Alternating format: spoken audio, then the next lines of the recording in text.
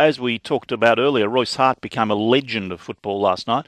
6 new inductees into the Hall of Fame. One of them, Essendon full forward Matthew Lloyd, now with 3AW. Matthew Lloyd, congratulations. Thanks, Neil. Yeah, it was an unbelievable night for me and my family, and I was able to reflect a lot on my career over 15 years at Essendon, and quite surreal being in the room. It's just the most amazing night where some of it's like football royalty in the room that I was able to talk to and meet a lot of them for the first time, and it was a night I'll never forget. As a kid, did you ever think you wouldn't make it? Oh, I never. I was always a pretty dominant junior, but I never probably had the realisation that I'd play AFL football was never really there, because I just looked at them as heroes and gods in a sense. So I was never feeling like I'm a certainty to make it, but at the same time I never thought to myself I wasn't good enough either. So it wasn't. I got on the Essendon list at 16 years of age, so it all happened pretty quickly once I made my way to the AFL Under-18 competition. There's a fascinating interview John Anderson has with you in the Herald Sun today, where you talk about your first game and almost being in tears after your first game. What happened?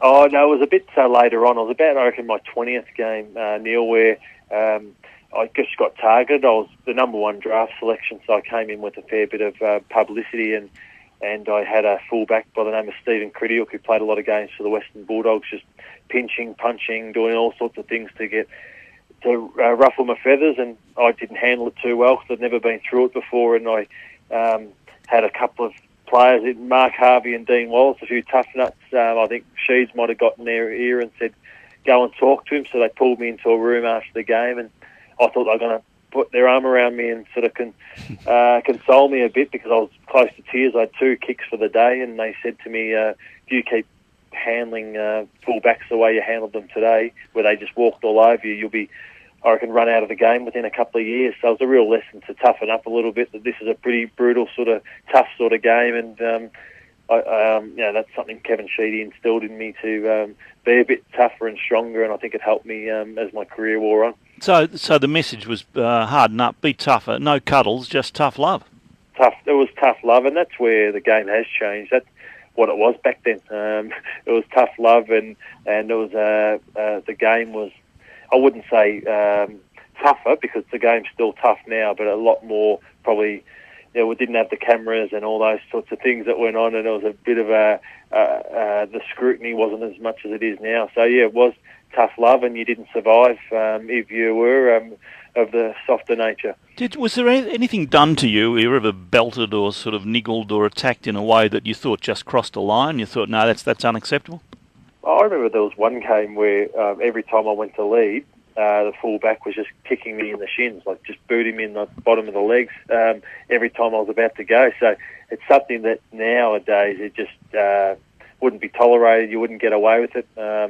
Even the fullbacks that you're pinching, punching non-stop in the kidneys, just behind play. That's all not allowed anymore. But in the mid-90s when I first started, it was acceptable. But when you thought being booted in the shins was crossing the line? Yeah, I thought it was, yeah. Yep. At the time, I didn't. And at the time, Mickey Martin, for example, every time I marked the football, the knees would just be dropped in the middle of my back when I fell to the ground.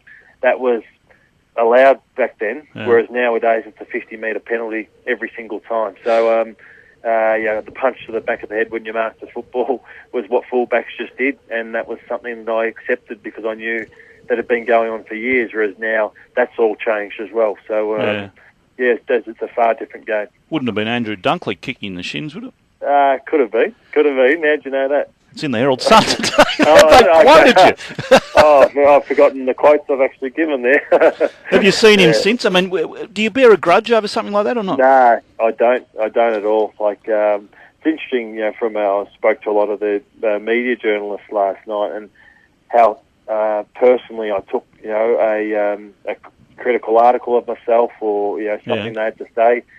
Whereas now I look back and, I'm in that game myself, and, it's never personal. You just paid to have an opinion, and, and then in terms of the fullbacks and things, I knew it was a tough game, and and as I said, I just accepted that's what the game was, and it wasn't like I was being king hit or anything, but it was a tough initiation that I went through early in my time coming through. Do anything yourself you regret on the field? Obviously, I got suspended for 6 games to finish my career with the Brad Sewell incident, but I fully went in with the intent to hurt him, but not down the middle, which is a fair hip and shoulder. Not obviously my shoulder made contact with his head, and I would have loved for that to have not have happened. But it's just such a split-second thing that sometimes you can't change what happens. But I don't have too many regrets though, Neil. No. How many children have you got now? I've got 3. Yeah, I've got a daughter 6, daughter 3, and then I've got a 6-month-old boy. So they all came up to Canberra, and lovely. My 6-year-old came to the function. She only saw me play once, so she really enjoyed the night. The way football's going, do you reckon you would want your son in 17, 18 years to be playing AFL footy? I would. Yeah, my parents never. My father played 30 games for Carlton, and I just grew up, being at the football, following him, whether he was coaching. I have 2 older brothers, and I was never forced into football. I just had a real love for it. So if my son wants to do Auskick and he goes through the junior ranks and thinks he wants to play, I've remained fit for my whole life because of football.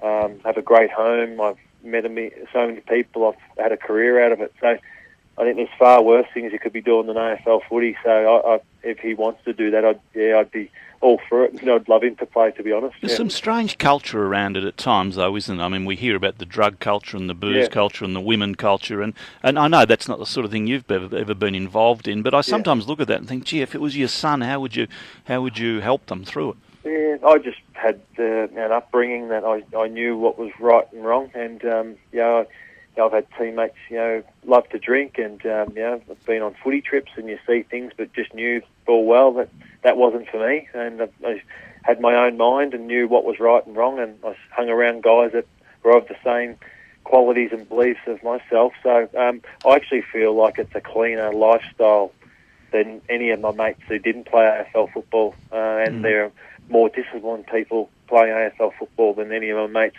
outside of football. So obviously we get the scrutiny of the bad things, but it's actually everyone's just very, very fit and disciplined, more so than the public, in my opinion. Is it right that you had a Salvation Army upbringing?